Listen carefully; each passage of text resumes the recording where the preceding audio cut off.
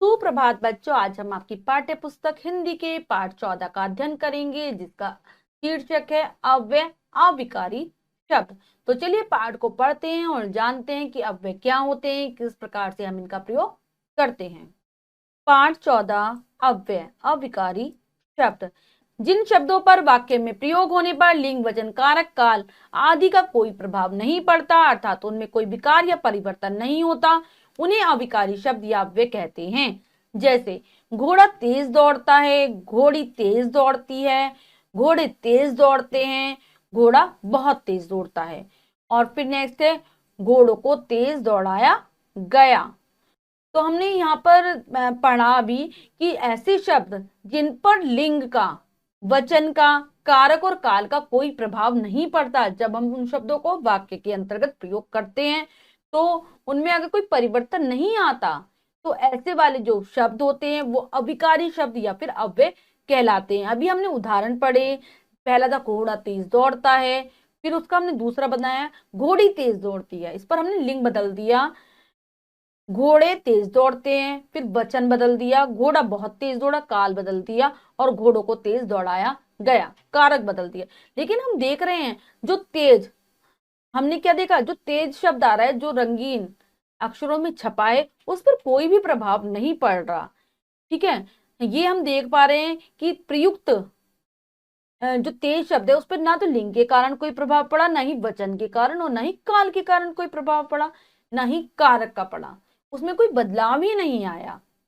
इसीलिए हम तेज शब्द को अविकारी शब्द कह सकते हैं।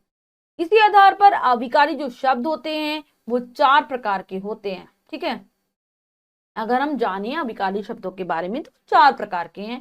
सबसे पहले क्रिया विशेषण, फिर संबंध बोधक, फिर समुच्चय बोधक और फिर विस्मयादि बोधक। अब हम एक एक के विषय में विस्तार पूर्वक पढ़ते हैं। सबसे पहले है क्रिया विशेषण। निम्नलिखित वाक्यों को ध्यान पूर्वक पढ़िए। मोहन धीरे धीरे लिखता है, वह अभी अभी सोकर उठा है। उपयुक्त वाक्यों में धीरे धीरे लिखने की क्रिया तथा अभी अभी सोकर उठने की क्रिया की विशेषता बता रहे हैं, ये क्रिया विशेषण है। इस प्रकार हम कह सकते हैं जो शब्द क्रिया की विशेषता बताते हैं क्रिया विशेषण कहलाते हैं। तो जो भी शब्द जो क्रिया की विशेषता को बताएं, ठीक है, वो होंगे क्रिया विशेषण। जैसे हमने उदाहरण में पढ़ा, मोहन धीरे धीरे लिखता है, तो लिखने की विशेषता बता रहा है। लिखना क्या है, क्रिया है, उसकी विशेषता कि वो धीरे धीरे लिखता है। ऐसे ही अभी अभी सोकर उठा है, तो वो क्रिया की विशेषता बताता है कि सोकर वो उठा है, वो अभी अभी उठा है। तो ये क्रिया विशेषण है। इस क्रिया विशेषण के भेद, क्रिया विशेषण 4 प्रकार के होते हैं। क्रिया विशेषण के 4 प्रकार हैं। सबसे पहले पढ़ते हैं स्थानवाचक क्रिया विशेषण के बारे में। तो जो क्रिया विशेषण क्रिया के करने या होने के स्थान को बताते हैं, उन्हें स्थानवाचक क्रिया विशेषण कहते हैं। ये 3 प्रकार के होते हैं। जैसे जो बताएं कि क्रिया करने का या होने का स्थान क्या है, ठीक है, वो है स्थान की विशेषता बता रहे हैं, वो है स्थानवाचक क्रिया विशेषण। 3 प्रकार के हैं, विस्तारवाचक, दिशावाचक और स्थितिवाचक। विस्तारवाचक यहां से वहां तक आदि। दिशावाचक इधर उधर, किधर, दाहिने बाएं, इस ओर आदि। स्थितिवाचक यहाँ वहां, ऊपर नीचे, जहां कहां, बाहर भीतर आदि। ये सारे स्थानवाचक क्रिया विशेषण। नेक्स्ट है रीतिवाचक क्रिया विशेषण। जो क्रिया विशेषण क्रिया के करने या होने की रीति, प्रकार, निश्चय, अनिश्चय, निषेध, आकस्मिकता आदि का बोध कराते हैं, उन्हें रीतिवाचक क्रिया विशेषण कहते हैं। ये निम्नलिखित प्रकार के होते हैं। यानी कि ऐसे शब्द जो बताएं कि क्रिया होने की या फिर करने की जो रीति है, जो विधि है, वो किस प्रकार की है। ठीक है, उसके प्रकारों को बताएं, निश्चय को बताएं, अनिश्चितता को बताएं, निषेधता को बताएं और आकस्मिकता को बताएं, वो है रीतिवाचक क्रिया विशेषण। सबसे पहले विधिवाचक, ऐसे, वैसे, कैसे, धीरे धीरे, अचानक, शीघ्रता आदि। निश्चयवाचक, जरूर, अवश्य, निसंदेह, वास्तव में आदि। अनिश्चयवाचक, शायद, कदाचित, संभवतः आदि। कारणवाचक, क्यों, के कारण आदि। प्रश्नवाचक, क्यों, कहाँ, कैसे, कब आदि। निषेधवाचक, न, नहीं, मत आदि। तो ये सारे आएंगे रीतिवाचक क्रिया विशेषण में। अगर ये वाले शब्द आते हैं तो वो रीतिवाचक क्रिया विशेषण होगा। नेक्स्ट है कालवाचक। जो क्रिया विशेषण क्रिया के करने या होने के समय को बताते हैं उन्हें कालवाचक क्रिया विशेषण कहते हैं। ये 3 प्रकार के होते हैं। जो बताएं कि क्रिया करने या होने का समय, इस समय संबंधी विशेषता को बताएं, वो कालवाचक होंगे। आवृत्ति संबंधी कई बार, हर बार, प्रतिदिन, लगातार। अवधि संबंधी दिन भर, सुबह से शाम तक। समय संबंधी आज, कल, परसों, सवेरे, प्रातःकाल, पहले, पीछे, जब, तब, कब आदि। ये सारे कालवाचक। नेक्स्ट है परिमाणवाचक। परिमाणवाचक क्रिया विशेषण, जिन क्रिया विशेषणों से अनिश्चित संख्या या क्रिया करने या होने की मात्रा अथवा परिमाण का बोध होता है उन्हें परिमाणवाचक क्रिया विशेषण कहते हैं। इनके भी कई भेद हैं। जो ये बताएं क्रिया विशेषणों की अनिश्चित संख्या को या क्रिया होने की या करने की मात्रा को अथवा और परिमाण को, वो है परिमाणवाचक कि कितनी मात्रा में क्रिया होगी। ये है न्यूनता वाचक, थोड़ा, कम, न्यून आदि। अधिकता वाचक, अधिक, अत्यंत, अति, ज्यादा, खूब आदि। पर्याप्त वाचक, पर्याप्त, काफी, बस आदि। तुलनावाचक, जितना, उतना, कितना, इतना आदि। श्रेणीवाचक, थोड़ा थोड़ा, क्रमशः, बारी बारी से आदि। ये हैं हमारे परिमाणवाचक विशेष। वाक्यों में करण, संप्रदान, अपादान, अधिकरण कारक क्रिया विशेषण का ही काम करते हैं। जब भी वाक्यों में करण आए, कारक, संप्रदान, अपादान, ये सारे आए तो ये सब भी अधिकरण कारक आए, ये क्रिया विशेषण का काम करते हैं। जैसे वह कलम से लिखता है, मैं फल गुरुजी के लिए लाया हूं, वह पेड़ से गिर गया, चिड़िया घोंसले में बैठी है। इन वाक्यों में कारक क्रिया विशेषण का कार्य कर रहे हैं। कौन कौन से कारक चिन्ह है? से, के लिए, से और में। तो कई बार क्या होता है, कई शब्दों का प्रयोग परिमाणवाचक विशेषण और परिमाणवाचक क्रिया विशेषण में दोनों में समान रूप से किया जाता है। जैसे परिमाणवाचक विशेषण है थोड़ा दूध देना और परिमाणवाचक क्रिया विशेषण हो जाएगा थोड़ा पढ़ भी लिया करो। उसके बाद पास पर्याप्त धन है, पर्याप्त व्यायाम करा करो, क्या करो। तो इसमें क्या हो रहा है, जो थोड़ा शब्द आ रहा है वो हमने परिमाणवाचक विशेषण में भी देखा और परिमाणवाचक क्रिया विशेषण में भी आया थोड़ा। उसके पास पर्याप्त, तो यहाँ पर भी पर्याप्त हो रहा है, पर्याप्त व्यायाम करा करो, दोनों में पर्याप्त प्रयोग हुआ है। तो ऐसे कई सारे शब्द होते हैं जो कि परिमाणवाचक क्रिया विशेषण में भी और परिमाणवाचक विशेषण में भी आते हैं। अब है पाठ का अभ्यास कार्य। हमने यहाँ पर जाना कि क्रिया विशेषण क्या होते हैं, किस प्रकार के होते हैं, उनके कितने भेद हैं। अब हम पाठ का अभ्यास कार्य कर लेते हैं। पहला प्रश्न पढ़ते हैं और उसे करने की कोशिश करते हैं। सही विकल्प वाली गोली को रंगिए। तो बच्चों इस प्रश्न में 4 विकल्प हैं, 3 विकल्प गलत हैं, 1 विकल्प सही है। हमें सही विकल्प को चुनना है और उसके गोले को रंग देना है। तो चलिए करते हैं। जो शब्द क्रिया की विशेषता बताते हैं वे कहलाते हैं क्रिया विशेषण, विशेषण, विशेष्य, काल। तो जो क्रिया की विशेषता बताए वो क्रिया विशेषण। हमारा ए विकल्प सही है, लगा देते हैं ए विकल्प पर। इधर, उधर, किधर, वहां क्रिया विशेषण है।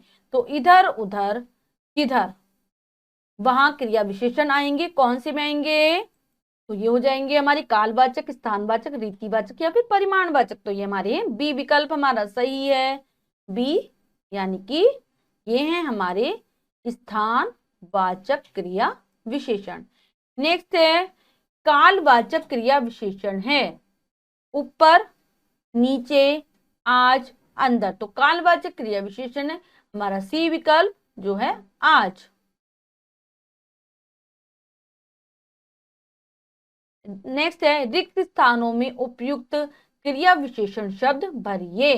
तो बच्चों यहाँ पर कुछ रिक्त स्थान दिए गए, कुछ वाक्य दिए गए जो कि अधूरे हैं, हमें क्रिया विशेषण के द्वारा उनकी पूर्ति करनी है। तो चलिए कर लेते हैं। पहला वाला हम करने जा रहे हैं, वह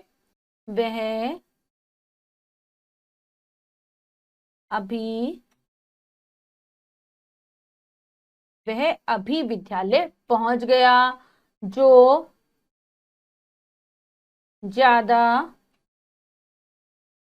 ज्यादा खाते हैं वे स्वस्थ नहीं रहते। अधिक परिश्रम करो जिससे उत्तीर्ण हो सको। तुम हमेशा खेलते ही रहते हो। नेक्स्ट है, निम्नलिखित वाक्यों से क्रिया विशेषण छाटिए और उनके भेद लिखिए। तो इन वाक्यों में आपको क्रिया विशेषण छाटने हैं और उनके भेद बताने हैं। तो चलिए करते हैं। सबसे पहला पढ़ते हैं, योगी आदित्यनाथ कल आएंगे। तो यहाँ पर कल, कल हमारा हो जाएगा क्रिया विशेषण है। और कौन सा है ये? कालवाचक। कालवाचक है। नेक्स्ट, वर्षा तेज हो रही है। तेज, तो तेज है।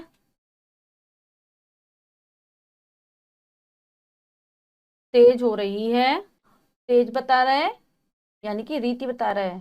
तो यहाँ पर हो जाएगा रीति, रीति वाचक। नेक्स्ट है, भारतीय सैनिक बहादुरी से लड़ते हैं। तो बहादुरी, यहाँ पर बहादुरी हो जाएगा।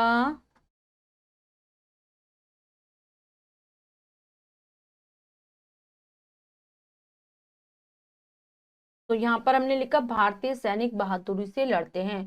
तो बहादुरी के साथ साथ ये से भी आ जाएगा, क्योंकि कारक चिन्ह के माध्यम से हो रहा है। बहादुरी से, और ये हो जाएगा रीतिवाचक, रीतिवाचक क्रिया विशेषण।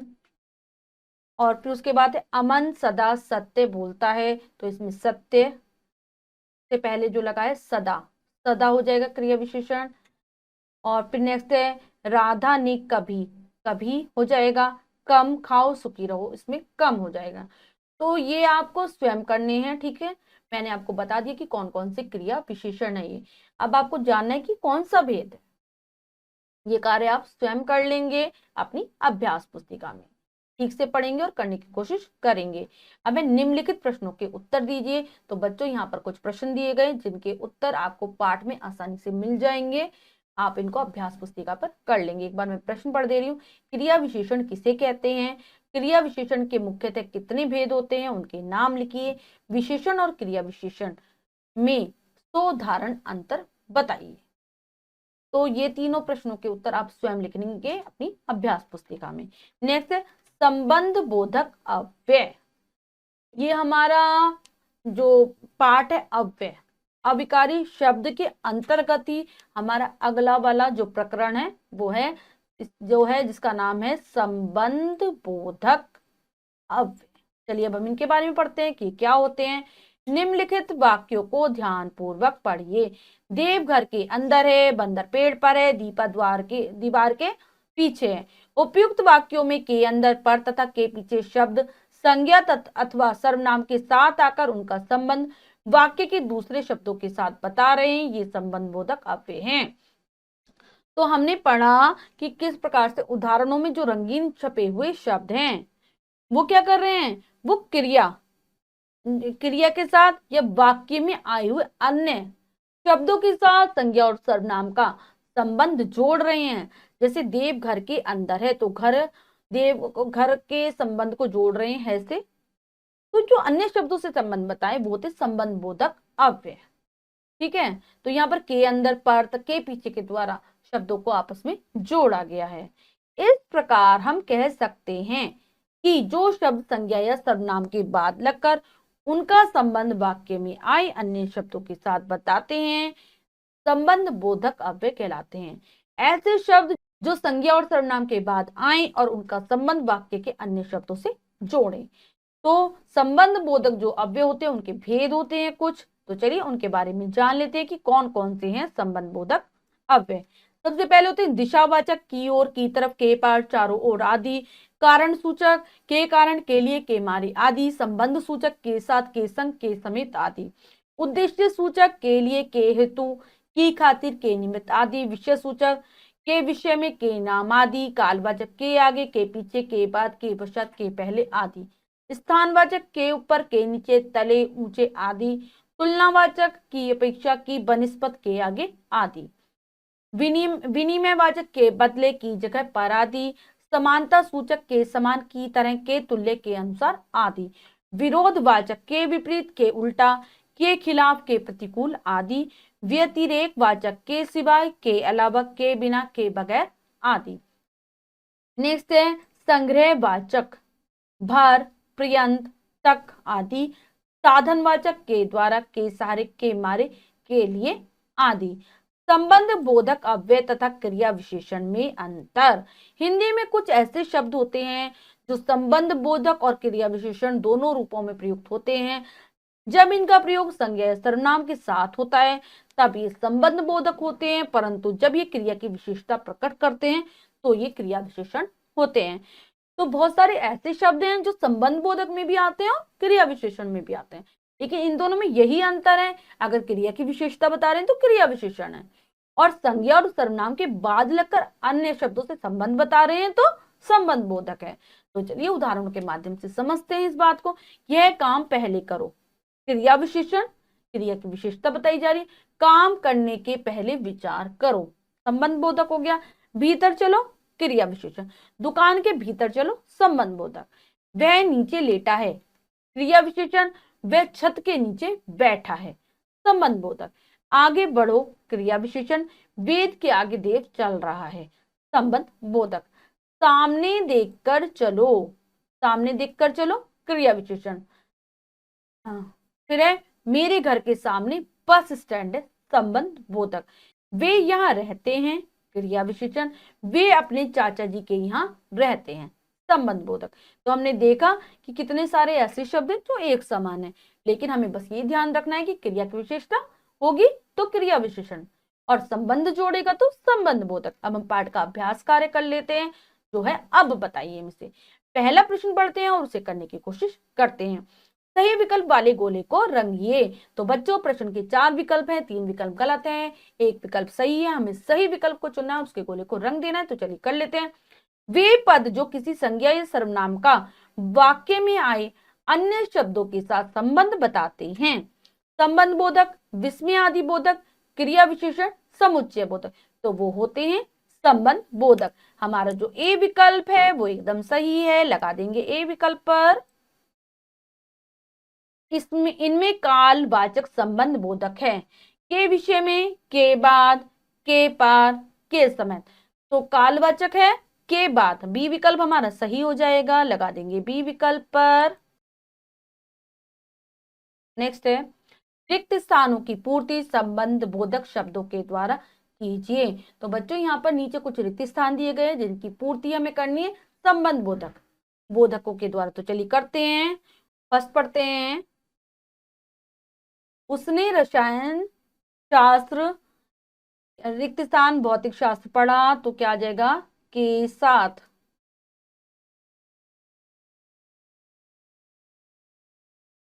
के साथ अभियुक्त ने न्यायालय के फैसले, रिक्त स्थान अपील की, तो आ जाएगा के खिलाफ।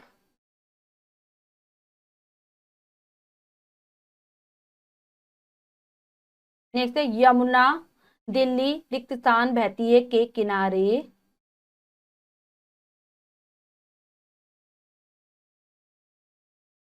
तुम्हारे अलावा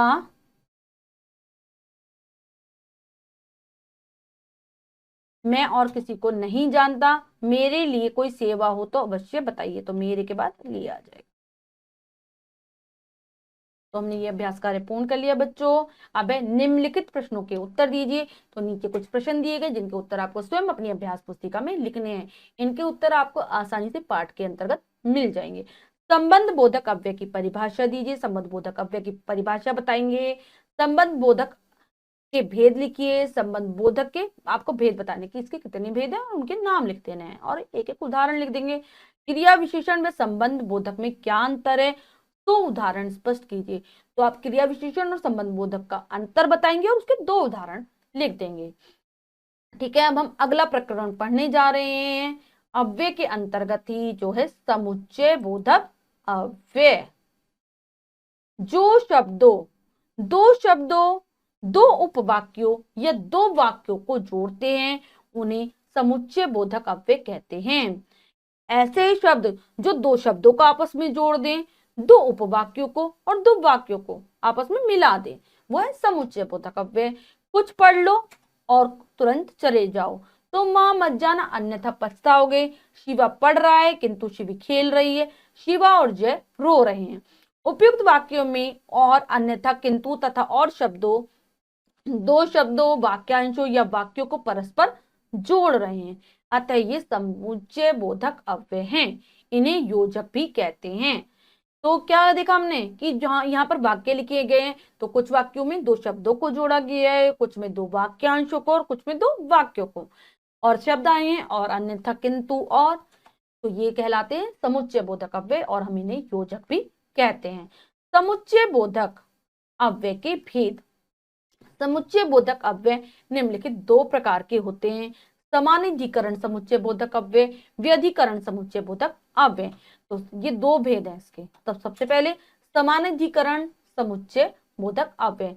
वे समुच्चय बोधक अव्यय शब्द जो दो स्वतंत्र पदों, वाक्यों अथवा वाक्यांशों को परस्पर जोड़ते हैं उन्हें समानाधिकरण समुच्चय बोधक अव्यय कहते हैं।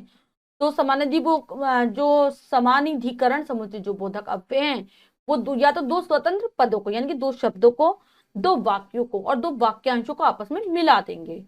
ठीक है, आगे है समानाधिकरण समुच्चय बोधक अव्यय के निम्नलिखित चार भेद हैं। संयोजक, विभाजक, विरोधवाचक और परिणामवाचक। ये इसके चार भेद होते हैं। सबसे पहले पढ़ते हैं संयोजक के बारे में कि संयोजक क्या है। वे अव्यय जो दो या दो से अधिक शब्दों, वाक्यों अथवा वाक्य खंडों को जोड़ते हैं संयोजक कहलाते हैं। तो या तो दो शब्दों को जोड़ें, दो या दो से अधिक शब्दों को भी जोड़ सकते हैं, वाक्यों को जोड़ें या वाक्यों के खंडों को यानी कि वाक्यों के टुकड़े को जोड़ें, वो संयोजक हैं। हम, तुम और शिवम कानपुर जा रहे थे। गांधी जी ने सत्य व अहिंसा का पाठ पढ़ाया। तो उपयुक्त वाक्यों में और तथा व वाक्यांशों को जोड़ रहे हैं, अतः ये संयोजक हैं। नेक्स्ट है विभाजक।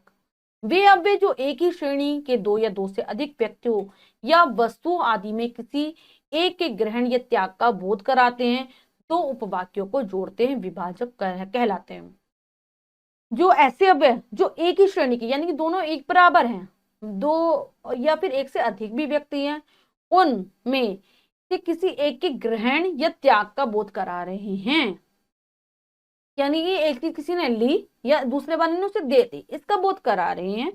और ये दो उपवाक्यों को, वाक्यों के अंतर्गत उपवाक्य आते हैं, उनको आपस में जोड़ रहे हैं, ये विभाजक कहलाते हैं। जैसे इस पुस्तक को चाहे तुम रखो या मैं रखूं, न मैं मुझसे बोलना न मैं तुमसे, चाहे यहां हो चाहे वहां जाओ।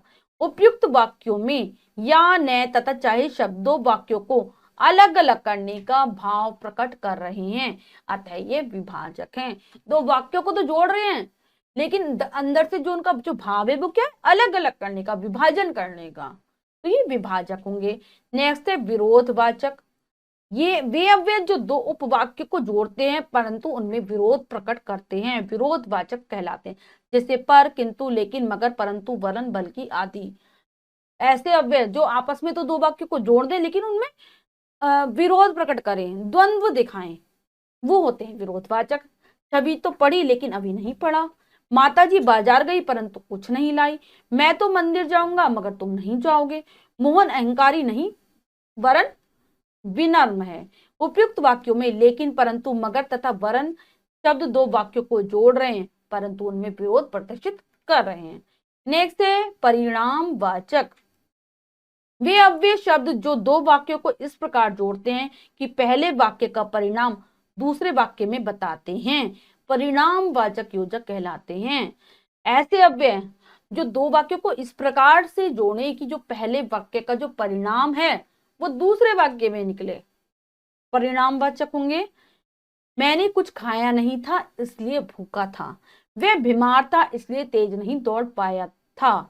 आज तेज गर्मी थी अतः मैं बाजार नहीं जा सका। उपयुक्त वाक्यों में इसलिए तथा अतः शब्द दो वाक्यों को जोड़ने के साथ ही प्रथम वाक्य का परिणाम दूसरे वाक्य में बतला रहे हैं, इसलिए ये परिणाम वाचक है। हमने देखा कि एक वाक्य हमने बोला और उसको फिर जिस योजक से जोड़ा है वो दूसरे वाक्य में परिणाम बता रहा है। जैसे मैंने कुछ खाया नहीं था इसलिए भूखा था। तो ये होते हैं परिणामवाचक। नेक्स्ट आते हैं व्यधिकरण समुच्चय बोधक अव्यय। व्यधिकरण समुच्चय बोधक अव्यय वे समुच्चय बोधक अव्यय जिनके द्वारा किसी मुख्य वाक्य में एक या एक से अधिक उपवाक्य जोड़े जाते हैं जो प्रथम वाक्य पर आश्रित हो उन्हें व्यधिकरण समुच्चय बोधक अव्यय कहते हैं। तो ऐसे समुच्चय बोधक अव्यय होते हैं व्यधिकरण जो कि एक वाक्य जो यानी कि जो मुख्य वाक्य है उससे बहुत सारे उपवाक्यों को जोड़ देते हैं आपस में। इसके 4 भेद होते हैं, कारणवाचक, उद्देश्यवाचक, संकेतवाचक और स्वरूपवाचक। सबसे पहले कारणवाचक वे अव्यय शब्द जो प्रथम वाक्य के अर्थ का कारण दूसरे वाक्य के द्वारा प्रकट करते हैं कारणवाचक अव्यय कहलाते हैं। जैसे मैं आज घर पर ही रहा क्योंकि बीमार था। उपयुक्त वाक्य में प्रथम वाक्य के अर्थ का कारण दूसरे वाक्य से प्रकट हो रहा है इसलिए यहाँ क्योंकि कारणवाचक है। क्योंकि इसलिए की चूंकि आदि शब्द कारणवाचक समुच्चय बोधक हैं।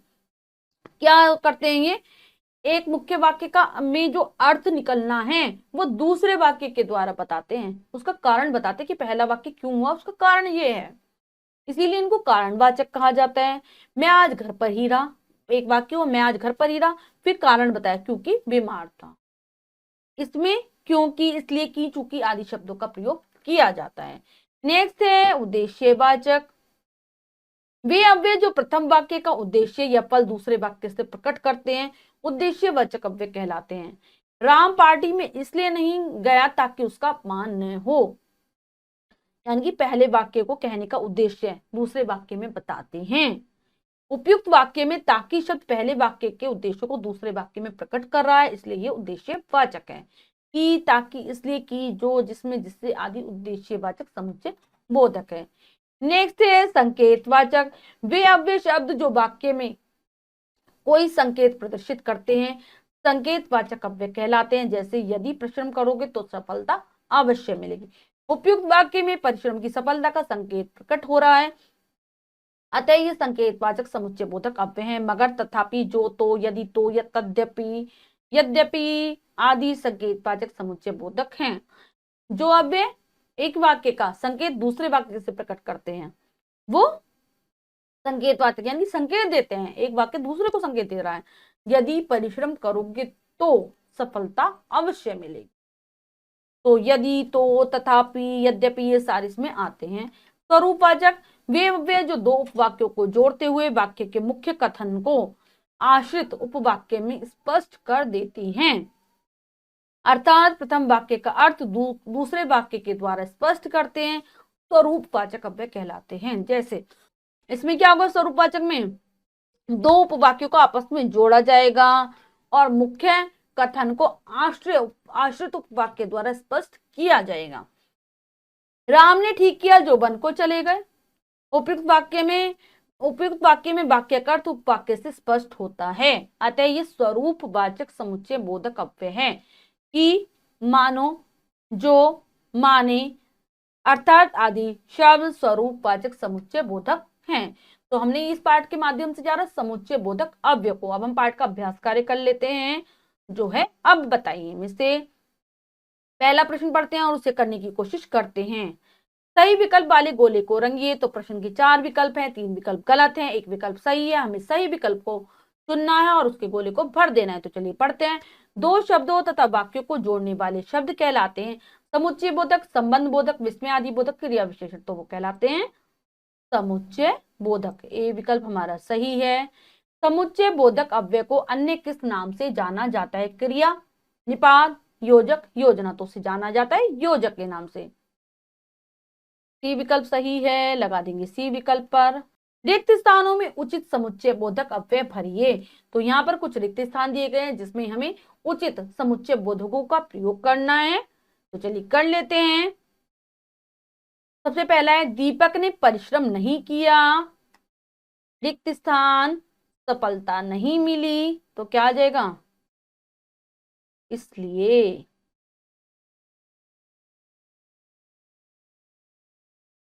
लिए नेक्स्ट है छवि, छवि आगे आ जाएगा, और छवि और छाया सेब खाएंगी। अंकुर भागता हुआ पहुंचा, फिर गाड़ी पकड़ ली। सोने के लिए चारपाई अथवा अथवा पलंग दे दीजिए। वर्षा होगी तो, वर्षा होगी तो बर्फ गिरेगी। नेक्स्ट है निम्नलिखित में से समुच्चय बोधक अव्यय छाटिए और उनके भेद लिखिए। तो यहाँ पर कुछ कथन दिए गए हैं जिनमें हमें समुच्चय बोधक अव्यय को छाटना है और उनके भेदों को लिखना है। तो चलिए कर लेते हैं। सबसे पहला, शिवा पार्टी में इसलिए नहीं गया क्योंकि उसका वहां पर अपमान न हो। तो क्योंकि, क्योंकि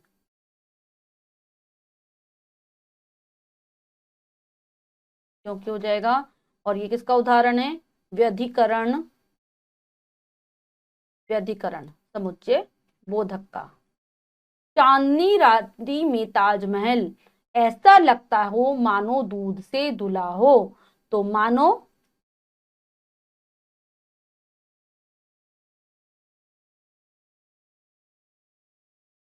मानो तो ये भी किसका है? व्यधिकरण का उदाहरण। देखते, अभी इसलिए गया ताकि उसे धन मिल जाए। तो ताकि,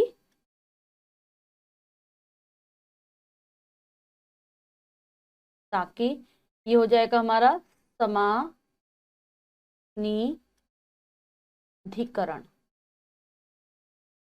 समानिधिकरण समुच्चय बोधक का उदाहरण है ये। उसके बाद है जय अस्पताल से तो आ गया लेकिन दवा नहीं लाया। मैं बीमार था इसलिए विद्यालय नहीं गया। आशा है कि आप स्वस्थ होंगे। तो मैंने आपको 3 उदाहरण करके दिखा दिए हैं, उदाहरण स्वरूप करे हैं मैंने 3 वाक्य, बाकी 3 आप स्वयं कर लेंगे अपनी अभ्यास पुस्तिका में। अगला पढ़ते हैं। प्रश्न है निम्नलिखित प्रश्नों के उत्तर लिखिए। तो यहाँ पर बच्चों कुछ प्रश्न दिए गए जिनके उत्तर आपको अपनी अभ्यास पुस्तिका में लिखने हैं।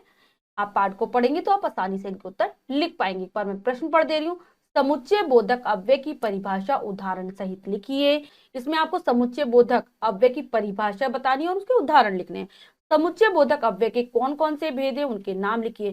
फिर समुच्चय बोधक अव्यय के आपको भेद बताने, केवल नाम लिखेंगे। समानिधिकरण समुच्चय बोधक अव्यय और व्यधिकरण समुच्चय बोधक अव्यय में अंतर स्पष्ट कीजिए। इन दोनों में आपको अंतर बताना है कि इन दोनों में क्या अंतर होता है। व्यधिकरण समुच्चय बोधक अव्यय का अर्थ स्पष्ट करते हुए उसके भेद लिखिए। उसके बाद आपको व्यधिकरण समुच्चय बोधक अव्यय का अर्थ बताना और उसके भेदों को लिखना है कि उसके कौन कौन से भेद है, उनके नाम लिख देंगे। अब हम इसके अंतर्गत ही पाठ के अंतर्गत अगला प्रकरण पढ़ने जा रहे हैं जो है विस्मय आदि बोधक अव्यय। तो चलिए इसको पढ़ लेते हैं और जान लेते हैं इसके विषय में। वे अव्यय जिनके द्वारा बोलने वाले के मुख से हर्ष, शोक, घृणा, क्रोध, उल्लास, भय, गिलानी, विस्मय, आश्चर्य आदि के भाव व्यक्त होते हैं विस्मय आदि बोधक अव्यय कहलाते हैं। जैसे अरे यह क्या हो गया, हाय राम बच्चा कहाँ गया, आहा आज तो भोजन में आनंद आ गया, शाबाश तुम मैच जीत गए। वो जो विस्मय आदि बोधक अव्यय वो होते हैं जिसके द्वारा जो बोलने वाला है उसके मुख से हर्ष का भाव, शोक का भाव, घृणा, क्रोध, उल्लास, आश्चर्य, विस्मय इन सब के भाव प्रकट हो और ये शब्दों के माध्यम से प्रकट हो जाते हैं आसानी से। जैसे हमने उदाहरणों में देखा, अरे यह क्या हो गया, अरे हाय राम बच्चा कहाँ गया, हाय राम आश्चर्य, आहा भोजन में तो आनंद आ गया। तो हम अपने मन की जो प्रसन्नता, खुशी को व्यक्त कर रहे हैं, शाबाश हम उसका उत्साह वर्धन कर रहे हैं, शाबाश तुम मैच जीत गए। तो इन सारे भावों को बताते हैं विस्मय आदि बोधक अव्यय। विस्मय आदि बोधक अव्यय की विशेषताएं। विस्मय आदि बोधक अव्यय की निम्नलिखित विशेषताएं होती है। वाक्य में विस्मय आदि बोधक अव्यय के बाद विस्मय सूचक चिन्ह का प्रयोग किया जाता है। विस्मयादि बोधक अव्यय भावों की तीव्रता को प्रकट करते हैं। क्या होता है कि एक तो इनके बाद हमेशा विस्मय सूचक चिन्ह लगा होता है, और जो हमारे मन में तेजी से जो भाव उत्पन्न होते हैं उनको बताते हैं। विस्मयादिक बोधक अव्यय का प्रयोग वाक्य के प्रारंभ में होता है, हमेशा शुरू में आएंगे। विस्मयादि बोधक अव्यय शब्दों के द्वारा हर्ष, शोक, भय, घृणा, वेदना, उमंग आदि भाव प्रकट होते हैं। ये सारे इन भावों को प्रकट करते हैं, हर्ष के भाव को, भय के भाव को, घृणा के भाव को, उमंग के भाव को। विस्मयादि बोधक अव्यय शब्दों का संबंध वाक्य के अन्य शब्दों के साथ नहीं होता। जो विस्मयादि बोधक जितने भी शब्द होते हैं, इनका संबंध कभी पूरे वाक्य के अन्य शब्दों से नहीं होता, ये अपने आप में स्वतंत्र होते हैं। अब है विस्मय आदि बोधक अव्यय के भेद। विस्मय आदि बोधक जो हमारा अव्यय होते हैं उसके निम्नलिखित भेद होते हैं। सबसे पहले हर्ष बोधक क्या, खूब, आहा, वाह, वह, शाबाश आदि। शोक बोधक आहा, हाय, राम राम, बाप रे बाप, उफ आदि। विस्मय बोधक ए क्या, अरे अरे, ओहो, ए सच आदि। क्रोध सूचक अबे, धत, चुप आदि। घृणा सूचक छी छी, धिक, थू थू आदि। सावधानी सूचक सावधान, होशियार, खबरदार आदि।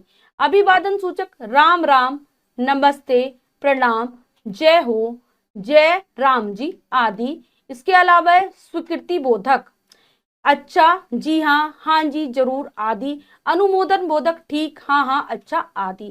संबंध बोधक अरे, ओ, हे, हो, ए, अजी आदि। तो बच्चों हमने जाना कि किस प्रकार से होते हैं हमारे विस्मय आदि बोधक अव्यय। तो बच्चों अब हम अगला अव्यय के अंतर्गत जो हमारा अगला प्रकरण है निपात, उसके बारे में पढ़ने जा रहे हैं। जो शब्द किसी एक शब्द पर बल देकर उसको विशिष्ट बना देते हैं उन्हें निपात कहते हैं। जैसे मेरे पास मात्र 10 रुपए हैं, तुम्हें दिल्ली जाना ही होगा। उपयुक्त वाक्यों में प्रयुक्त शब्द मात्र रुपयों की संख्या सीमित कर रहा है तथा ही शब्द जाना क्रिया पर बल दे रहा है, अतः ये निपात हैं। अन्य कुछ निपात हैं भी, सिर्फ, तो, ही, केवल आदि। तो निपात ऐसे शब्द होते हैं कि जिस भी किसी शब्द पर हमें बल देना हो उससे पहले अगर हम निपात का प्रयोग कर दें तो ये शब्द अपने आप ही दूसरे शब्द पर बल डाल देते हैं, दूसरे शब्द पर जोर डाल देते हैं। जैसे मेरे पास मात्र 10 रुपए हैं, हमने यहाँ देखा कि मात्र एक निपात शब्द है और वो 10 की संख्या पर जोर डाल रहा है, बल दे रहा है, जिसके कारण जो 10 की जो संख्या है वो एक सीमित होकर रह गई। ऐसे तुम्हें दिल्ली जाना होगा, जाना ही होगा, तो क्या दे रहे हैं कि हमें ये क्या कर रहे हैं, जाना पर जोर दे रहा है। अगर कोई ऐसा शब्द है जो किसी दूसरे शब्द पर ज्यादा जोर डालने का कार्य कर रहा है वो निपात के अंतर्गत आता है। तो निपात हिंदी भाषा में कुछ ही ऐसे शब्द होते हैं जिनको निपात में रखा जाता है। भी, सिर्फ, तो, ही, केवल आदि इसके उदाहरण हैं। तो बच्चों हमने जाना पाठ में विषय में आदि बोधक शब्दों और निपात के बारे में। अब हम पाठ का अभ्यास कार्य कर लेते हैं जो है अब बताइए में से सही विकल्प वाले गोले को रंगिए। तो बच्चों इस प्रश्न में 4 विकल्प हैं, 3 विकल्प गलत हैं और 1 विकल्प सही है। तो हमें सही विकल्प को चुनना है और उसके गोले को रंग देना है। तो चलिए करते हैं, पहला प्रश्न पढ़ते हैं और उसे करने की कोशिश करते हैं। जो शब्द मन में अचानक उठने वाले भाव प्रकट करता है उसे कहते हैं विस्मय आदि बोधक, संबंध बोधक, क्रिया, क्रिया विशेषण। तो उसे हम कहते हैं विस्मय आदि बोधक। तो हमारा ए विकल्प जो है वो बिल्कुल सही है, लगा देंगे ए विकल्प पर। इसमें विस्मय आदि बोधक अव्यय कौन सा है, धीरे धीरे, शाबाश, के अंदर, अथवा। तो विस्मय आदि बोधक शब्द है बी, शाबाश, तो लगाएंगे बी पर। नेक्स्ट है इसमें, इनमें क्रोध सूचक विस्मय आदि बोधक अव्यय कौन सा है, अबे, धत, चुप, ये सभी। तो क्रोध सूचक विस्मय आदि बोधक है हमारा इनमें से ये सभी, ये चारों ही उसके अंतर्गत आते हैं। तो हमारा डी विकल्प सही है, लगा देंगे डी विकल्प पर। अगला प्रश्न है, निम्नलिखित विस्मयादि बोधकों का अपने वाक्यों में प्रयोग कीजिए। तो यहाँ पर कुछ शब्द दिए गए हैं जिनका हमें वाक्य में प्रयोग करना है। तो चलिए करते हैं। सबसे पहला है शाबाश, लिखेंगे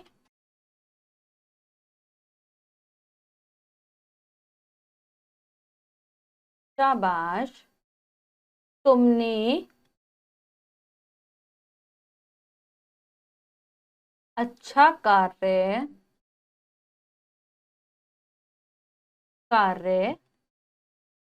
किया। हाय, यह क्या हुआ।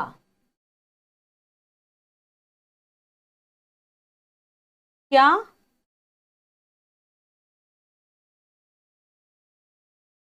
क्या वह आ गया।